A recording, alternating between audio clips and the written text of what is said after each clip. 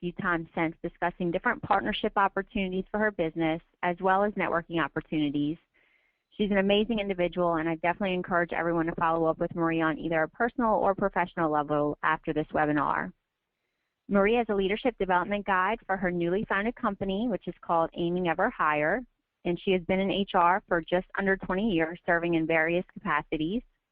She brings with her over 30 years of experience across various industries, from the U.S. Air Force, private and corporate industry, to include hospitality, retail, transportation, gaming, wholesale, commercial, and veterinary, prior to her current role as a leadership development guide. Maria is also, she is an HR and leadership development professional with intellectual curiosity and a passion for serving people in whatever capacity she is able in accordance with God's will. So with that, I'll let Maria take it away. All right. Thank you so much, Natalie, and thank you, everybody, for tuning in. As she said, my name is Maria Salter with Amy Never Hire, and I do have a passion for helping others achieve peak performance. And one of the ways we're gonna help work through that today is by talking about the generation gap and bridging our generation gap. We're going to discuss the critical issues in the longevity of business today. There's been a great deal of discussion as it relates to the generational divide, particularly when it comes to the Gen X and Gen Yers. So a couple of questions that you might want to start thinking about today are, how does your organization measure up in terms of the generational divide? What challenges are you experiencing in your organization as it relates to the multi-generational issues?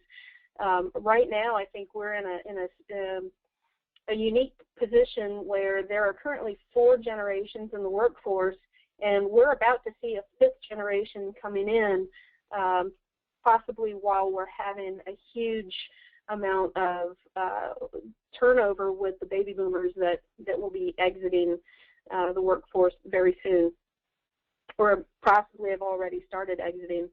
So we'll look at how those generational differences affect the long-term results of your business.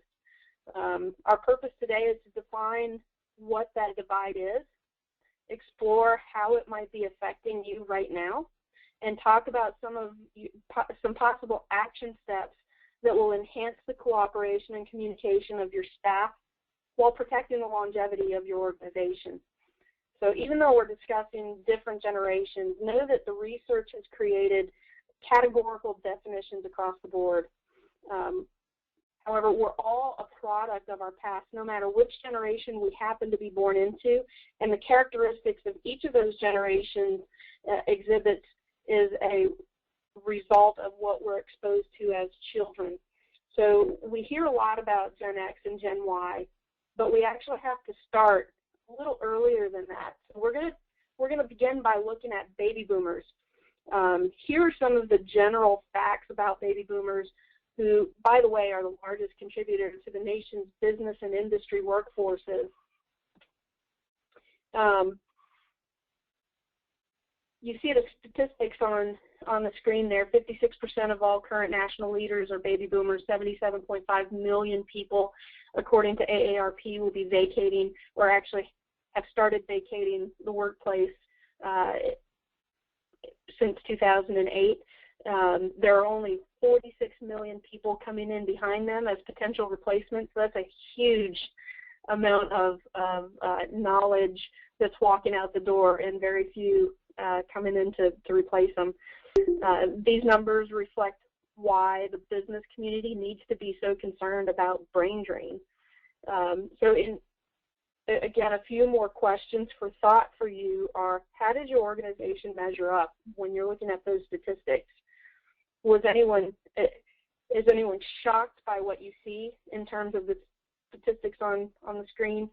And do you think it's credible that there's a 31.5 million person gap between the number of folks retiring in the next 3 years or so and the number set to replace them? Is this anything that you should be concerned about? What is brain drain?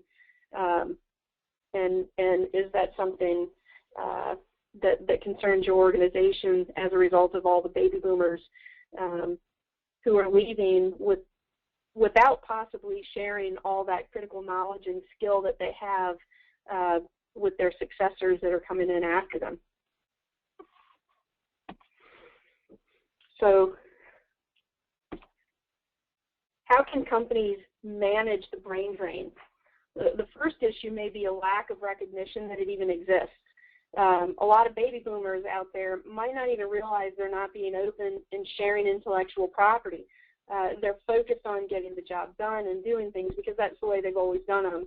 It's not necessarily to withhold information from anybody or any real thought as to why they're not sharing. It's just they're getting things done because, again, that's what they've always done. It's possible boomers could benefit from being mentors or coaches to be more receptive to sharing information. Placing someone in a position of a mentor or coach can do a lot towards opening the brain bank and helping them share all that knowledge and skill that's stored up within their many years of experience. I'm working with an organization right now that I'm working with a company right now that's been operating for over 130 years. They've got a huge amount of baby boomers working in their company, and their concern is focused on what they're going to lose, and so they're looking for somebody who can come in and develop a mentoring and coaching process to help share all of the talent, skills, and abilities that will be leaving their organization within the next couple of years. So I know that there's organizations out there that are concerned with the brain drain and the mass exodus of the baby boomers. So how can companies become employers of choice for the 46 million Gen X and Gen Yers entering the workplace? And how do companies effectively work with and manage the merging minds of baby boomers, Generation X, and Generation Y? Is there anyone that you can think of in your organization, and this is where you might want to start jotting down some notes and start thinking about who can be a mentor or a coach to the up-and-comers into your organization, who's got the biggest bank of knowledge that you're worried about walking out the door without them noting those processes of the things that they do so well. What's going to make your organization attractive when those Gen Xers and Gen Yers are seeking employment? And how can you attract and keep the right people? Does your organization have a strategy to merge those minds? Again, there's some significant cultural and attitudinal differences between boomers, Xers, and Yers to consider when thinking about pulling them together under a common cause. So earlier I mentioned that we're all a product of our past. This is one of the root causes of all the differences and divide between generations. Boomers, Gen Xers, Gen Yers think differently due to their conditioning and circumstances that they faced as they were growing up. William Strauss and Neil Howe state in the book The 13th Generation that a generation is shaped by the events and circumstances its members experience at certain phases in life with childhood. Common generational traits, let me get this out of the way.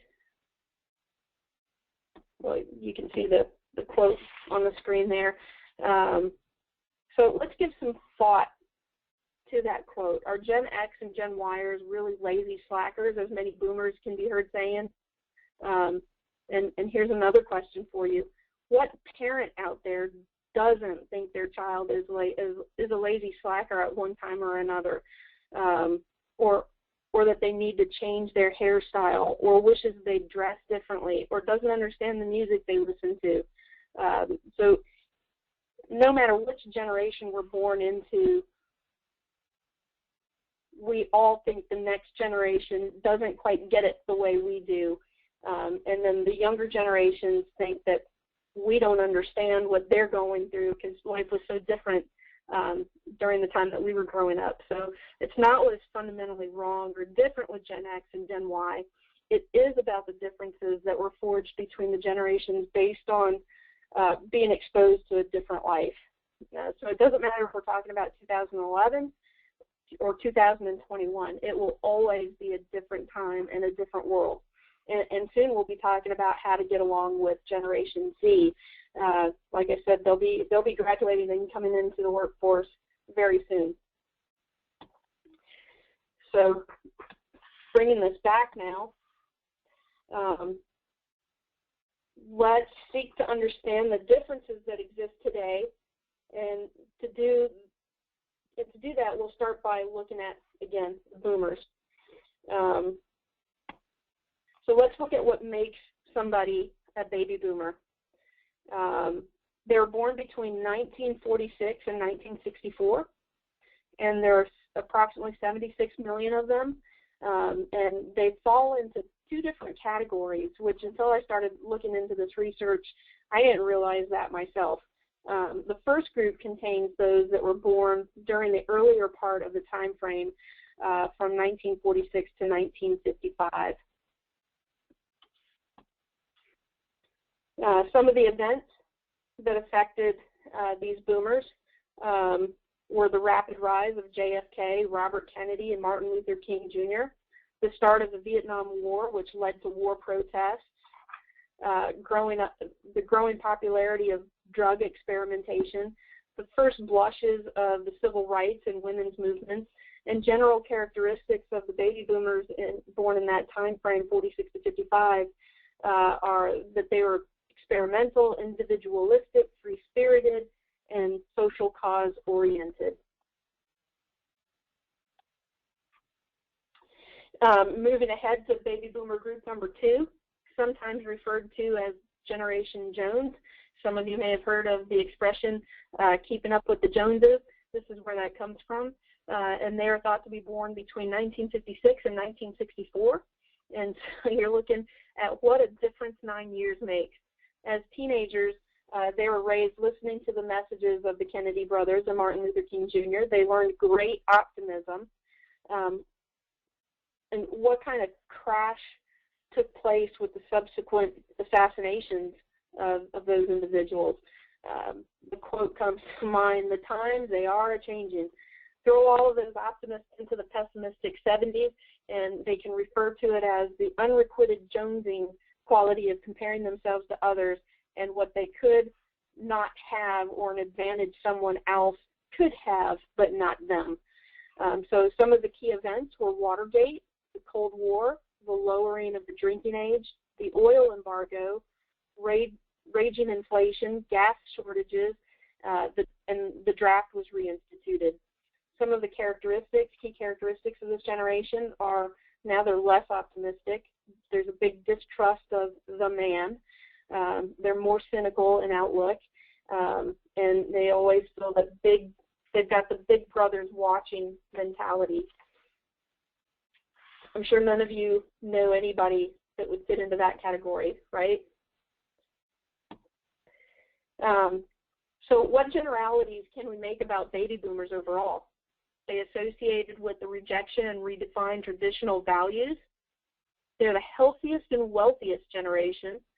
They're focused, can be seen as workaholics, and they have many career options, but they work their way up the ladder, dealt with a sink or swim kind of environment, learn that hard work gets rewarded.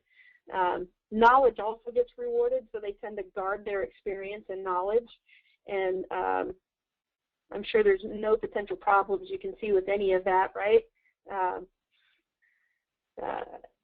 I guess that's where all that knowledge is stored in their brain, and we'll soon be experiencing the brain drain because it's going to walk out the door with them if we don't do something about it soon. These baby boomers define their success by wealth. In addition to the previous points, for the first time, women began to think of careers, not just jobs. And this created the juggling act between their careers and their families. And the latchkey kid was created, or born, I should say. They contributed to significant social changes in society. And that leaves us to a lot of questions that we might still have about baby boomers and how we can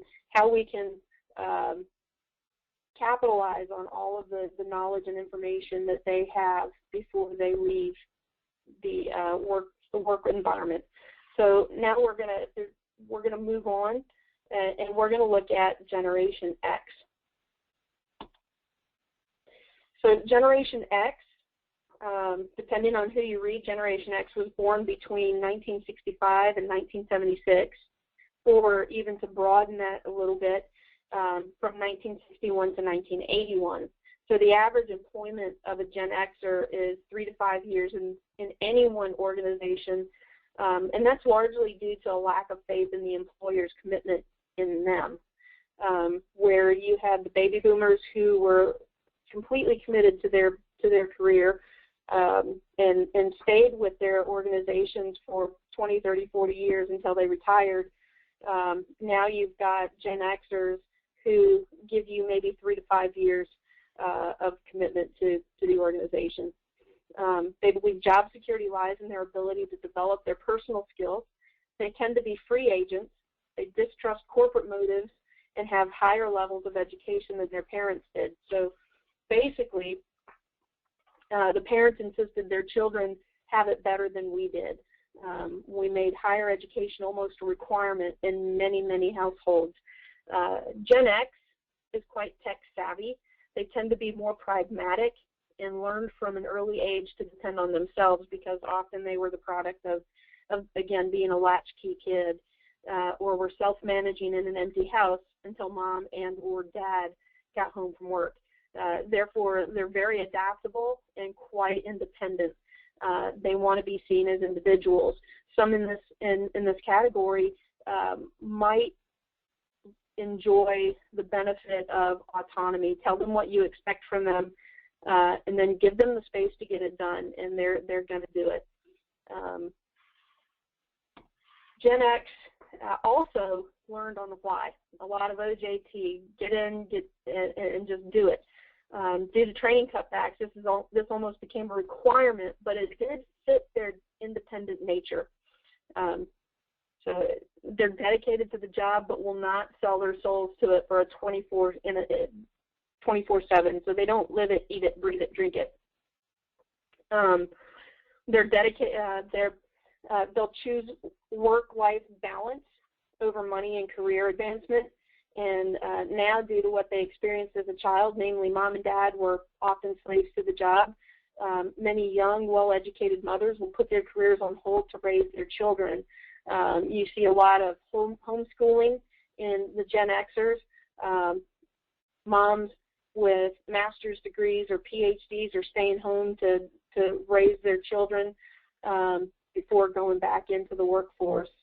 If they must work, they expect flexibility to be able to accommodate their kids and other interests, like getting them to ballet or soccer or baseball, football, whatever their children are involved in.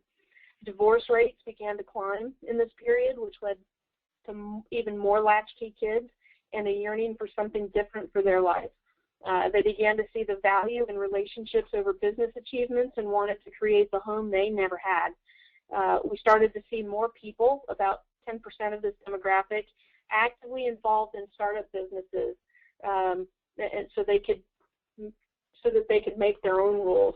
I like to say those of us who are in our 40s, maybe coming into our 50s, and are either retired from one job, do what everybody else in that professional age group does, and they start their own business and become consultants, right?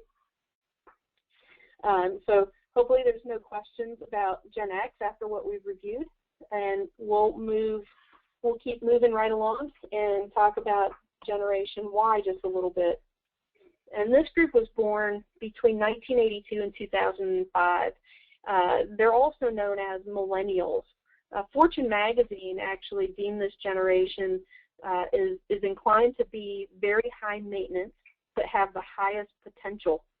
They view themselves, this generation views themselves as entitled, and they're very impatient. They don't just want things, they want them now, and they want what they want. They don't want to settle for something less. I've heard them called the microwave generation as well. You've probably got some other names for them too, I'm sure. When they play the sport, this is where I think a lot of the entitlement comes from. Whenever they play the sport, everyone on the soccer team gets a trophy no matter the outcome of the game. They grew up with instant gratification, everything in the world they can get right now. They don't have to go to the store to buy virtually anything. Even music can be downloaded instantly to their iPod or iPhone or whatever gadget or device they might have. Even talking on the cell phone isn't enough. They need to text, tweet, chat, and I mean books. Who's got time for books, or who wants to carry a bunch of books around if they enjoy reading? They can't be bothered to carry those. So enter the Kindle or the Firestorm or whatever electronic reading device they might have. Wait for your favorite show to come out on DVD because you missed an episode. Nah, that's too much trouble. That takes too long. We'll just DVR it, or we'll go back and look at it on Hulu or Netflix. Not only are they outspoken, but their point of view is seen as the most important thing. They're image-driven, and the personal statement they make is also very important. So nobody's more important than them, and pretty much the world revolves around this group of individuals. They don't take the criticism very well and can be seen as a bit skeptical. Remember, they've seen all the cheating and scamming, everyone from rock stars to business executives to even presidents, with media being as many different types of media as we get these days. They see much more of all of that activity than we ever did growing up as children. But Gen Y is not just tech savvy. We can call them technologically sophisticated. This could be due to their ability to grasp new concepts quickly. They have to so they can keep up with the newest, hottest device or gadget. They're very adaptable and can easily multitask. Global issues do matter to them. The view of the world as a vast resource that's easy to tap into, and they want to see it cared for. They're heavily influenced by their peers in the media, which drives them to want to make even more of a difference. You can call them the self-esteem movement because they've been repeatedly told they were special and praised for just joining in. Everyone gets a trophy mindset. Parents were incredibly invested in their development and very involved in everything they did. Have you ever heard of a helicopter parent? Some of you may be helicopter parents, where all we do is hover around our children, making sure that everything is going just right for them. We're in the school. We're involved with the PTA. We're backstage moving props and pulling curtains for our kids that are involved with theater. We're a dugout mom or dugout dad, or helping to coach the little league team or whatever the case may be. Again, we hover over our children and make sure everything's just right, and imagine it, or maybe even are living it ourselves. That hovering over our children, helicopter parents. Generation Y is the first to be very racially and ethnically diverse across the board. They want it now, so they look for a career path on the fast track. Work-life balance is critically important, not to say they're not as dedicated to their jobs as the boomers or Gen Xers are, but they're just dedicated to their home life as well. They benefit from positive feedback, and positive feedback is something they crave. They want to know they're doing the right thing and that they're doing it well. Remember, their parents repeatedly told them that they were special, and they expect that in a work environment as well. And they'll demand the cutting-edge technology, and this opens things up for them to want to, have that work-life balance that much more, because with all the technology these days, they could easily do a lot of their work tasks remotely from home without having to go into the office, so they don't understand the need a lot of times to actually be in the office environment. So hopefully that gives you a good overview of Generation Y, and now we can begin to put everything, all of that information together. That information provides you with a good overview of how the generations are different and how some of those differences might make sense based on the events each group was exposed to as they grew up. So now here are some statistics that begin to show up in how the generations collide. 68% of boomers feel the younger generations aren't as dedicated as they are. 32% of the Gen Xers believe the younger generation lacks a good work ethic. And Gen Y believes they have a good work ethic and they're not given credit for it. So each generation believes they're not the problem and that their work ethic is fine. So what's driving this great divide? It goes back to their individual experiences with the world around them as they were growing up. And again, we all know, and as I've mentioned before, we're all a product of our past. All generations have similar values regarding family, love, and achievement. Everyone wants respect. They just define it a little bit differently. Trust matters. They all want to work with leaders who are credible and trustworthy.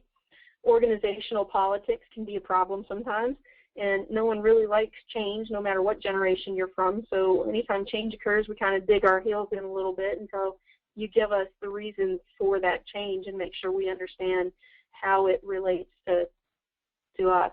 Loyalty is based on context, not generation. They all want to learn. All the generations want to learn, and they all want to coach and think they deserve one. They deserve one. So everyone, I believe, needs a coach or a mentor or somebody to take them under their wing and kind of show them the ropes and share that information and knowledge and help set them up for success. So why is it important to help people understand the differences between generations? Basically because those differences are real and they matter, and they could be costing you. If you're not retaining the people you've hired, no matter their generation, believe me, it gets very expensive. If you've never measured what it costs to fill a position in your company, you might want to take a look at that. This could include advertising, recruiting costs, new employee training and orientation, downtime of current employees while a new person's being brought up to speed on internal processes, rework to correct rookie mistakes, and the list just goes on and on and on of different costs that are associated with employee turnover. The U.S. Department of Labor estimates that literally a third of a hire's annual salary is spent on hiring costs. The American Management Association suggests somewhere between 25 to 200% of an employee's salary goes into those costs. And the Hay Group believes it's more like 6 to 18 months' salary for a professional employee. I don't know about your industry, but in the industries that I've worked in, either one of those numbers, that's a lot of money. You know, it used to be estimated at about $3,500 per employee turnover. It would be the cost, but those costs are definitely increasing. So here are some sample rates by industry as captured by Knobscott Corporation. Look at those percentages and think about where your company, where your organization might fall in. We'll do some math for our friends in retail.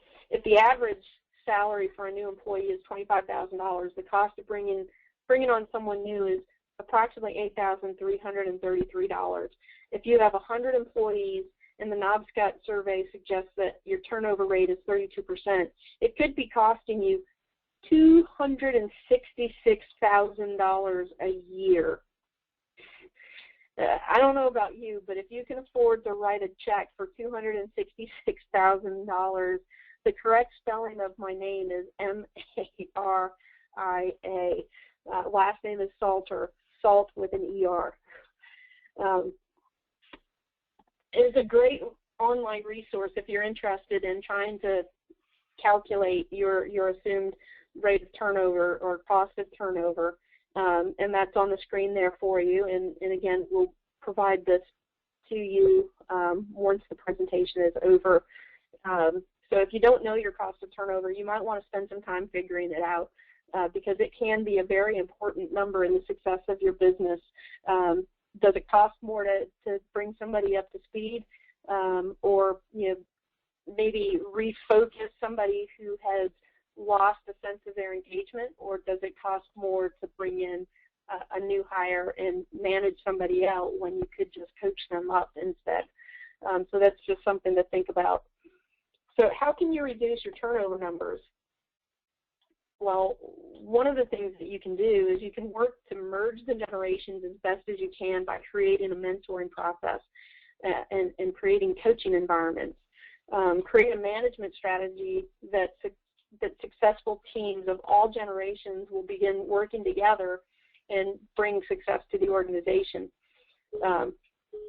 So think about some ways that your organization, some strategies that you guys can work on as an organization to bring those generations together. But always remember that age only defines a specific demographic. It does not define an individual, because regardless of what the statistics say or regardless of what our perception is of one generation or the other, there are exceptions to every rule. So here's some ideas to help you retain, manage, and build effective teams with those new generations. Baby boomer retention ideas. So this is how you would keep a baby boomer engaged. They worked hard to achieve their level of success, so appreciate it and show it. Show your appreciation. Let others know how much you value their input. Open lines of communication will help them to understand the importance of sharing the knowledge they possess. They will be valuable mentors for those in Gen X, Gen Y, and that's a big if, they are shown the respect they deserve. How do you best manage a baby boomer? Treat them with the respect that they deserve. They've worked hard to get where they are today, and they take a lot of pride in their relationship with their employer. Encourage them to share at group or team meetings. Tap into the deep reserves of the knowledge that they possess about the organization. Sorry, excuse me. They value autonomy and trust to get the job done well. Give them a lead, and they're going to take it and they're going to run with it.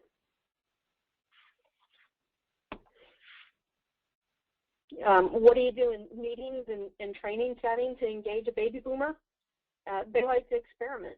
Add lots of activities to keep them motivated. They'll tend to rally around a cause. Give them a goal, and they'll work tirelessly to accomplish it. Be prepared for some resistance to change, though, because, again, nobody really likes change. And when pushed too hard and too fast, their reaction could slow down the project. They like to be rewarded for a job well done, so never forget to give them the pat on the back or personal recognition. Moving on to Generation X. What's going to help you keep a Generation Xer? A flexible work schedule is key. I know that working at NSA in Fort Meade, Maryland, everybody seemed to be on flex hours except for us military folks who are stuck to a specific schedule. So a flexible schedule is very important, and also giving a Gen Xer a sense of purpose. Accomplishment should be the focus, not their tenure. Bury the bureaucracy. They'll want and need to know the plan for their continued learning and skill development. They value feedback and clear and concise communication. They'll get the job done with little supervision, but they need to know the path and the details, as the boomers' recognition is key. As with the boomers, recognition is key. What's the best way to manage a Gen Xer? Since multitasking is a strength, don't hover. Assign the project and let them get it done their way. Help them develop a timeline and stick to it. They never get enough feedback. It's how they measure accomplishment. They're self-starters and excellent problem solvers. Give them a challenge, step back, and get out of their way. Just let them get it done. They need to be continually stimulated and want answers. It's kind of like the new math. It doesn't matter how they get the answer. It only matters that they get the right answer. So give them the lead to find it their way. Experiential learning keeps them involved and keeps them engaged. Give them a say in the planning process. Allow them to help develop goals and objectives as well as evaluation criteria. They'll take the ball and they'll run with it with minimal supervision. They are self-directed, lifelong learners. That foundation was laid when they were quite young. So whether you're working with a Gen Xer in a meeting, a team building environment, or a training session, it will be important to educate them on the difference in the other generations on the team, with those who have come before them and who's coming in behind them. They'll like control over their own learning environment. Technology can help you here. Master the use of the phone and video conferencing to bring multiple locations together. Allow the entire group to contribute to a parallel thinking, looking for what can be rather than for what is. If you're in a team building or training atmosphere, use breakout groups and exercises to keep them engaged. Again, they love to share the knowledge and information that they have, because as lifelong learners, they also want to be able to help others develop. So allow them to co-facilitate sometimes if it's feasible. They'll love homework assignments and research projects between sessions, and the web is their friend. They do a lot of research online. So with all of that being said, let's talk about Generation Y. And see what's important to know about retaining a Gen Yer. Again, flexible work times is important, but this generation takes that to a whole nother level. Look at telecommuting, offer volunteer opportunities through the work environment. If they're qualified, they're going to want to advance quickly. Create and share their potential career path with them, but set the criteria and let them control their own destiny. Keep yourself up to date on current technology, on the current technology that they're going to want to use. Gen Yers will gravitate to organizations who commit to causes. It will support their need to be socially responsible, encourage their values to show that you care. How to manage a Gen Yer? Better get used to the idea that they think they deserve the best, and don't make the mistake of treating them like children. They could use a mentor or a coach to show them the ropes both in and out of the corporate culture, but they're not looking for another mom or dad. Gender differences really hold no meaning for them, so forget about the gender lines. Sharing the big picture is important, but they won't take the ball and run with it like the Gen Xer will. They'll need a little bit of hovering, unlike the Gen Xer. They'll need to know how their work will contribute, but won't be able to figure it out on their own. Mentoring will help you here, and as a new hire, they'll require a greater upfront investment, but it'll pay off in the long run. So don't be afraid to spend that time with them on the front end to build them to be stronger and more independent on the back end. Check in frequently. They need the accountability, and they need to know you care. One of my favorite sayings comes from Pat Summitt, and says, "Nobody cares how much you know until they know how much you care." So to get them to care, they'll need to see the bigger picture, and they'll need to know that you care about what's important to them as well. Give them the stability that they crave. because in a lot of instances they may not have that stability out elsewhere. They might use some assistance in their collaborative problem-solving skills and face-to-face communication. I mean, they've grown up in the electronic world and have probably spent the majority of their time communicating via computer, text messaging, email, and Twitter, and things of that nature. A lot of them are growing up with computers in their desks in kindergarten. So work to give them a better understanding of their strengths and weaknesses. And remember, they were told they have no weaknesses, because remember, everybody gets an award, gets a trophy. Know going in that they do not plan to be in the same place for long. They want rapid advancement.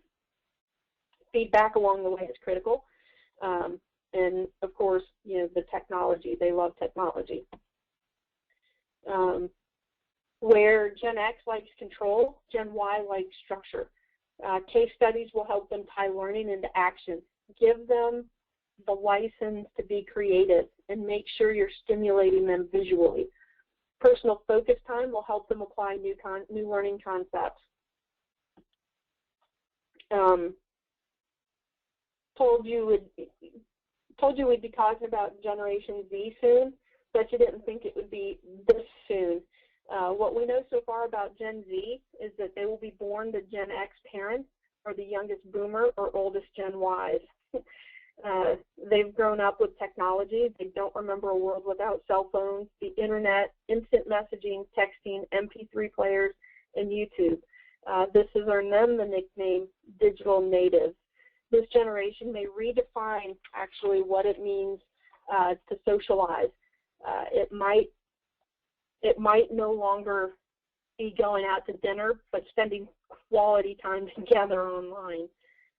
Since independence seems to skip a generation, and Gen Y was so dependent on their helicopter parent, Gen Z will probably be very individualistic and may not like to work in teams like Gen Y did or does. They're likely to like being left to their own devices to get the job done. They will process information at lightning speed, and the more native they are to the internet, the faster they can process information. Leaders should not lament what they'll spend on technology to keep a Gen Z happy. They should leverage the changes they'll bring to make this happen in the workplace. All we can say about Gen Z is time will definitely tell. The question is, will you be ready for Gen Z, for the next generation?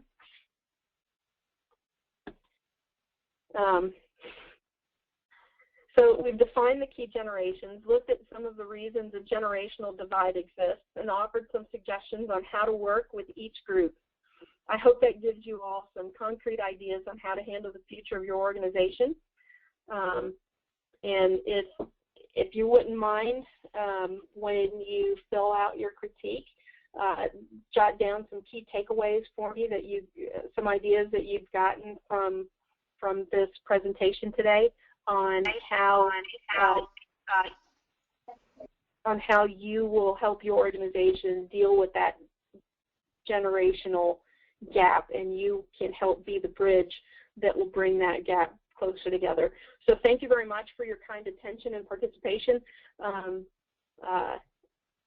Natalie will be sending you a critique along with the presentation slides, and you know, I'd like to offer you all a free half hour of coaching with me to discuss your organization's multi-generational issues. So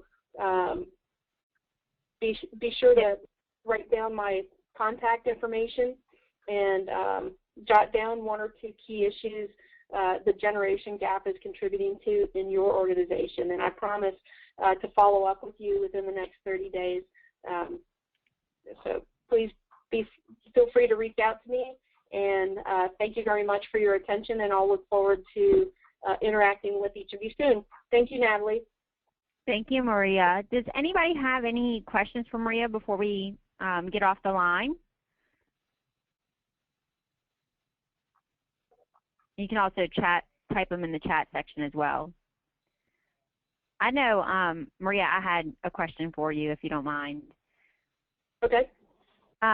So, you talk about Generation Y and X and how with technology, everybody wants a flexible work schedule. So, with technology, it makes it so much easier to work on the go or, not necessarily from your desk.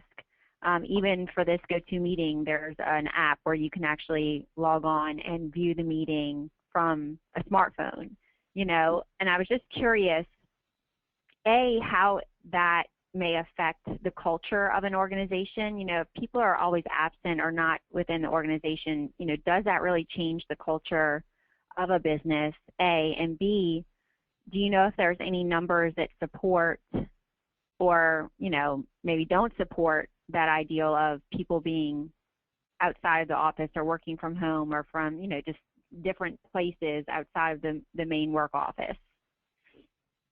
Those are good questions, Natalie. I don't have any numbers or statistics either way.